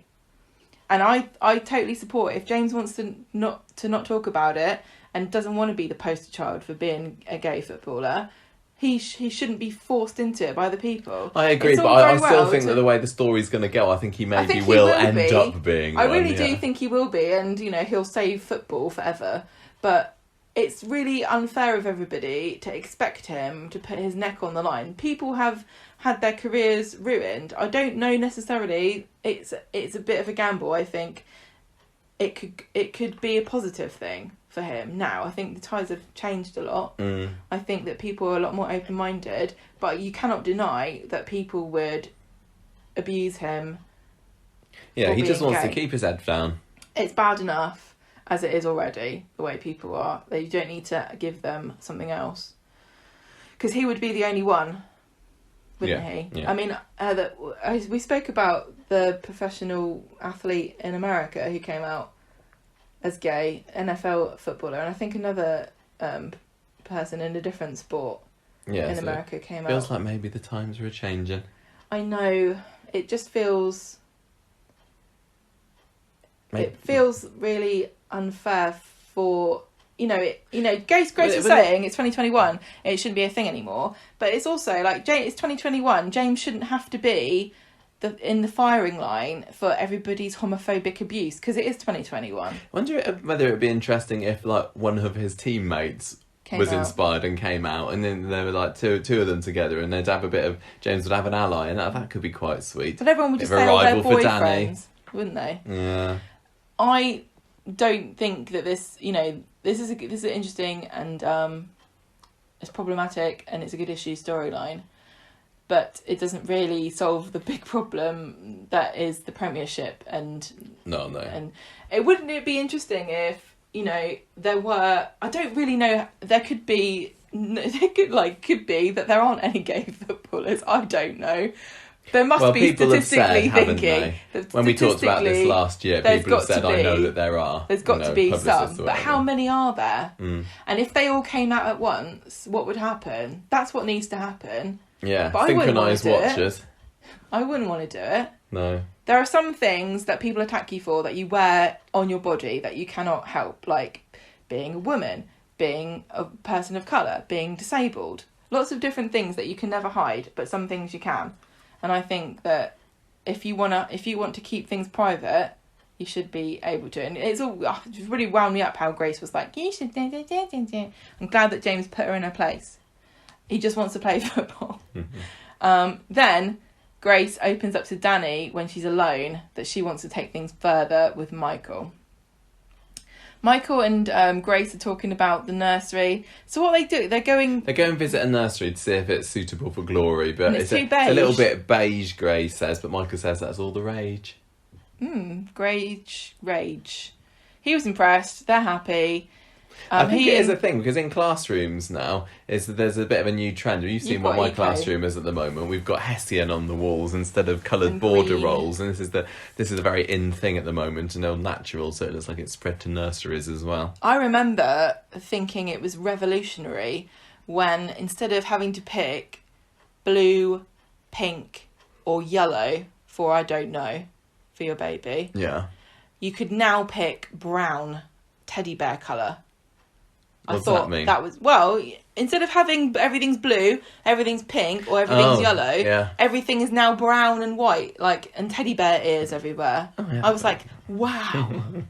I didn't even know that you could opt out of the gender specific colour coordination. I think I might have had a yellow room when I was little. Was that because your parents wanted a surprise? I don't know. I don't remember. Do you know whether your parents knew if you were No, I really got no clue. Because yellow's usually like, we don't want to know, but we need to decorate this goddamn nursery. My sister who had a yellow. One of us had a yellow room at You least. need to ask your dad to find out. I need to find that out, yeah. I don't even think I had a nursery.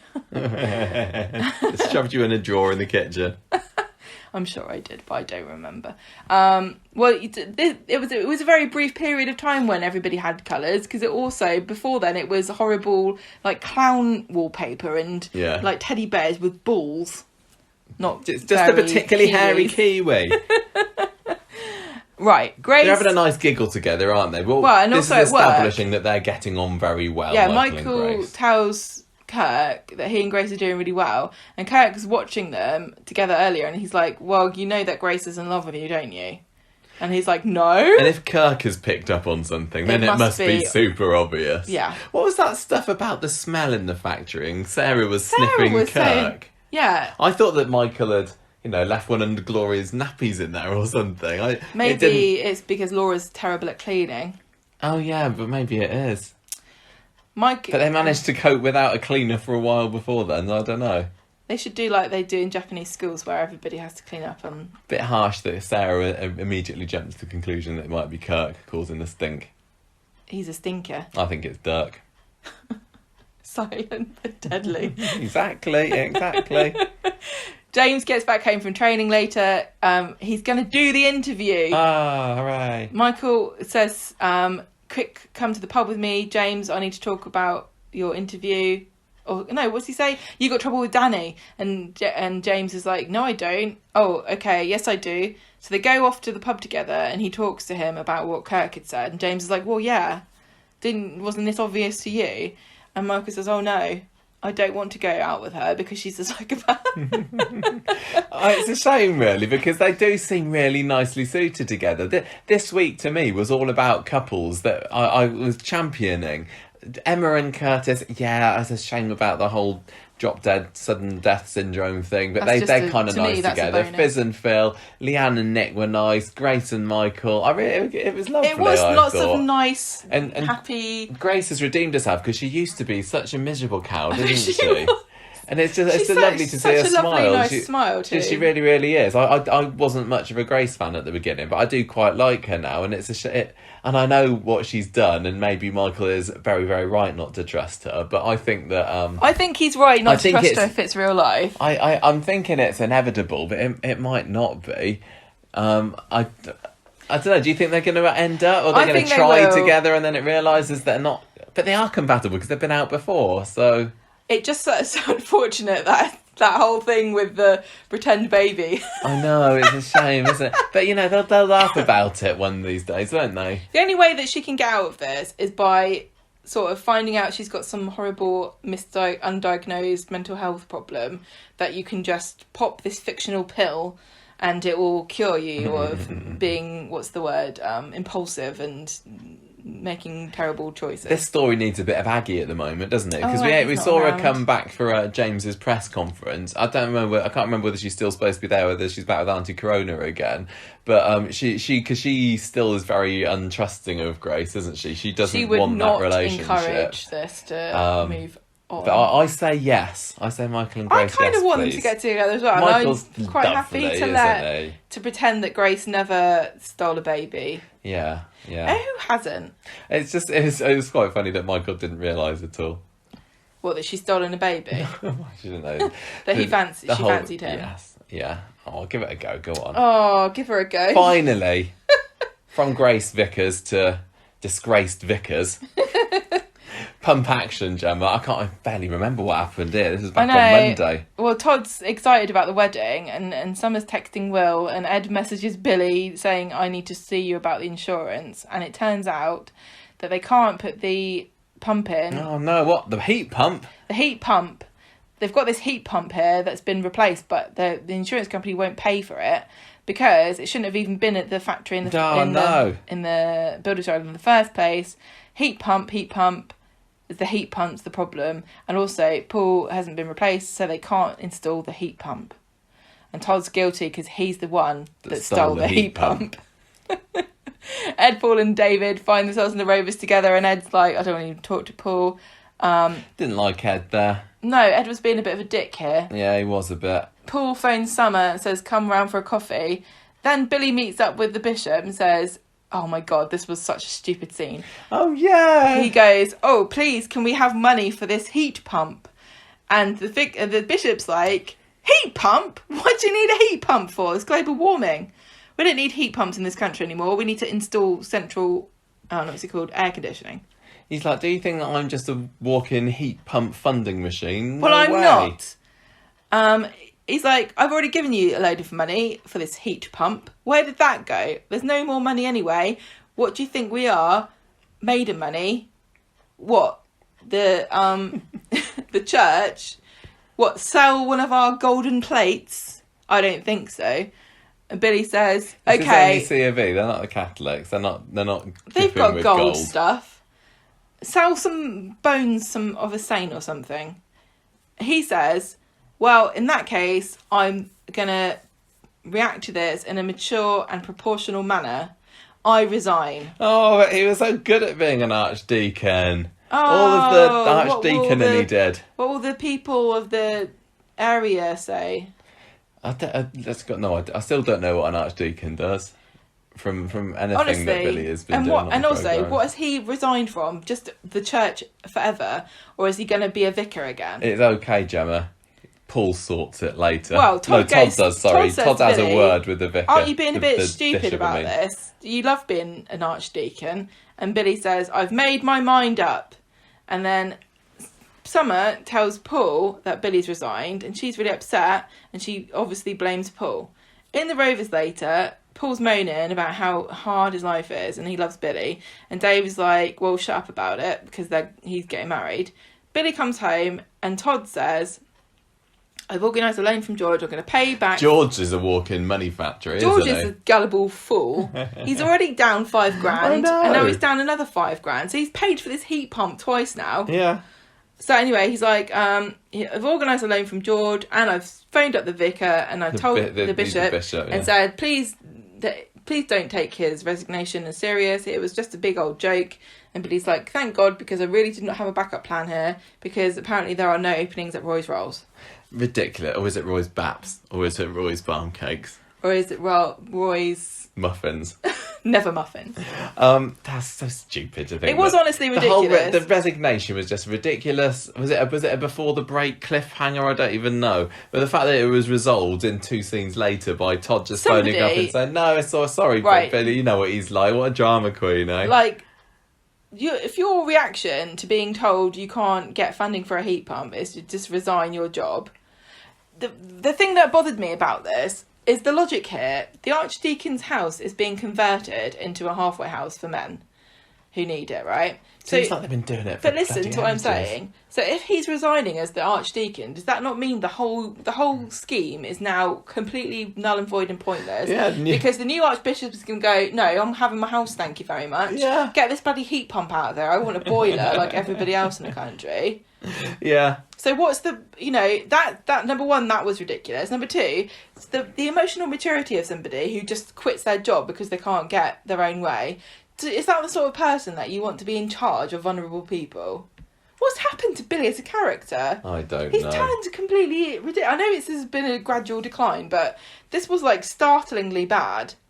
And like also, if you're the bishop, do you really accept Billy's boyfriend, who you don't actually acknowledge as his actual partner because they can't actually get married in your church?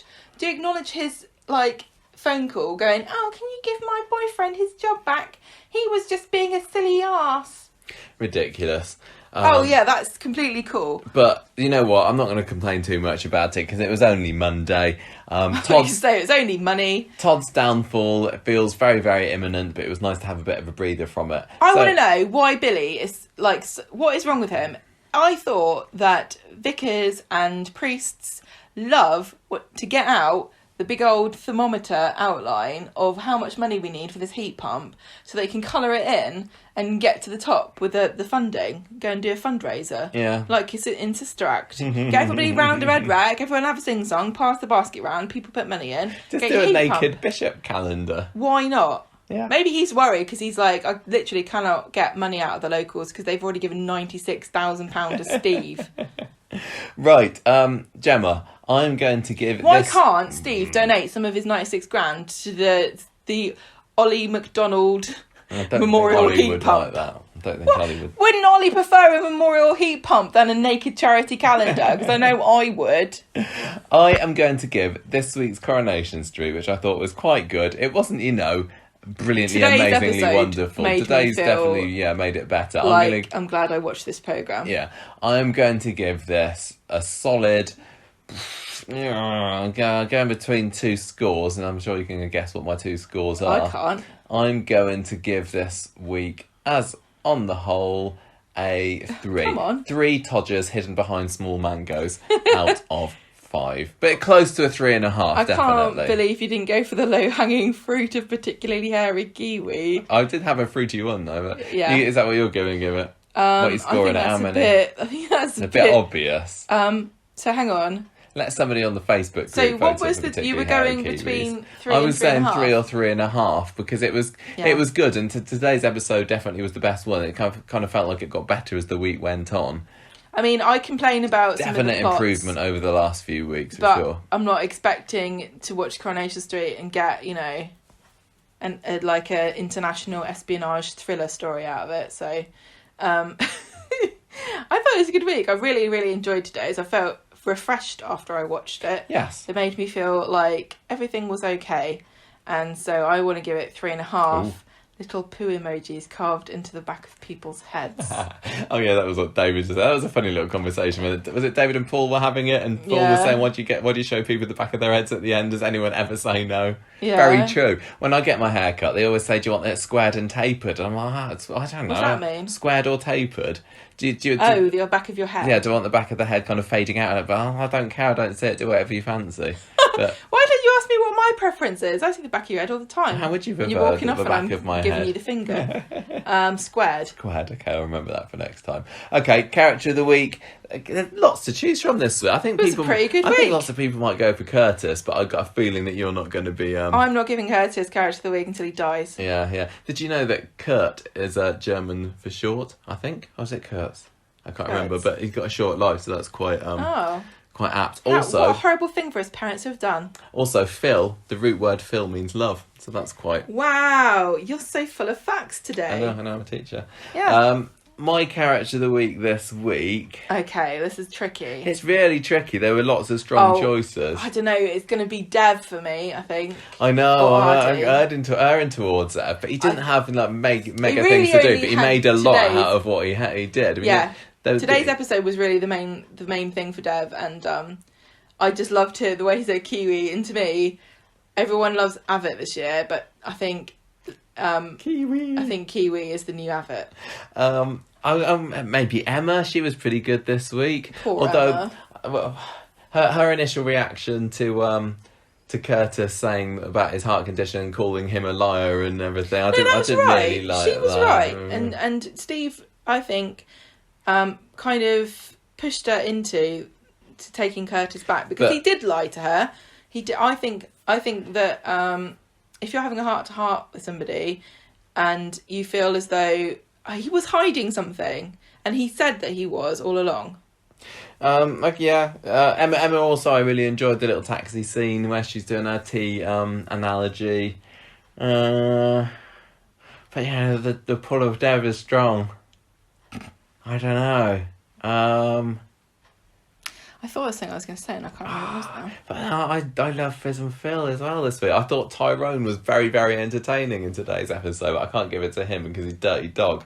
Okay, my character of the week this week is going to be definitely 100%. Oh, it's got a Dev. I'm going Dev. Sorry, everybody else who did a lot more this week and a lot more nuanced performances. But yeah, I loved him and Ardy as well. Fantastic stuff. Good. I'm feeling positive about Coronation Street again. I don't feel that... I don't know whether I've had very much interesting to say about this week's episodes, but it was just one of those weeks. It's like, yeah, I enjoyed it. Everyone was happy. Lovely stuff. I'm just not got worried. many predictions about what's happening, but I'm worried about Emma here because the last time she was given a poor, sickly resident of Coronation Street that passed away on her watch, everyone Eccles. blamed her for it. yeah. Stop burping. Sorry, it's this hiccupy burp. So first Eccles, now Curtis. Who's next? Is she cursed?